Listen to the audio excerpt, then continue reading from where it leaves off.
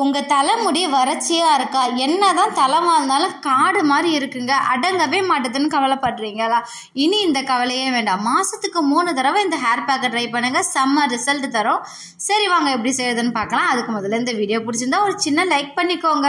அதுக்கு நான் ஃபஸ்ட்டு ஒரு முழு செம்பருத்தி எடுத்து வச்சுருக்கேன். ஒத்த செம்பருத்தி, அரை முடி அளவுக்கு தேங்காய், கொஞ்சமாக ஆலோவேரா எடுத்து வச்சுருக்கேன். இது கூட நீம் எடுத்து வச்சுருக்கேன். அதோட மருதாணி செடியோட இலை. இது கூட கொஞ்சம் போல் கஞ்சி தண்ணி இருக்குல்ல, சாதம் வடித்த தண்ணியை, உப்பு போடாத சாதம் வடித்து வச்சுருக்கணும், அந்த தண்ணிங்க.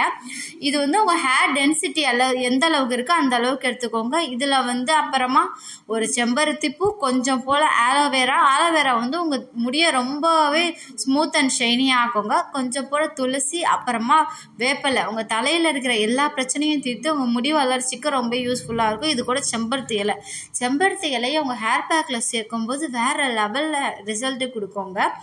இது கூட கொஞ்சம் போட துருவி வச்சுருக்கேன் தேங்காய். நீங்கள் பத்தையாக கூட போட்டுக்கலாம். நான் துருவி வச்சுருக்கேன், சீக்கிரம் கிரைண்ட் ஆகணும்னு சொல்லிட்டு. இது எல்லாமே மிக்சர் ஜாரில் சேர்த்துக்கோங்க. இது கூட கொஞ்சமாக தண்ணி ஊற்றிக்கோங்க, அப்போ தான் அரைய சரியாக இருக்கும் இல்லையா? தண்ணி ஊற்றுனதுக்கப்புறமா மிக்சியில் போட்டு நல்லாவே கிரைண்ட் பண்ணி ஃபைன் பேஸ்ட்டாக எடுத்துக்கோங்க. இது தலைமுடியிலலாம் ஒட்டாது, நீங்கள் வடிகட்ட தேவையில்லை.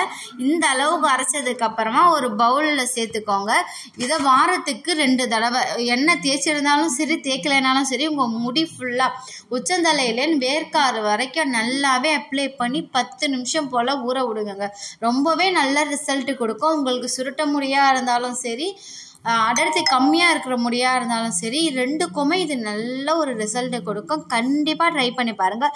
இதே மாதிரி வீடியோஸை ரெகுலராக பார்க்கணுன்னா சஜியன் ப்ரெஸ் விலாகுக்கு ஒரு குட்டி சப்ஸ்கிரைபர் கொடுத்து உங்கள் சப்போர்ட்டை கொடுங்க. வேறு ஏதாவது ரெசிபி வேணும்னா மறக்காமல் கமெண்ட்டில் சொல்லுங்கள், அதையும் நான் செஞ்சு காமிக்கிறேன். தேங்க்ஸ் ஃபார் வாட்சிங்.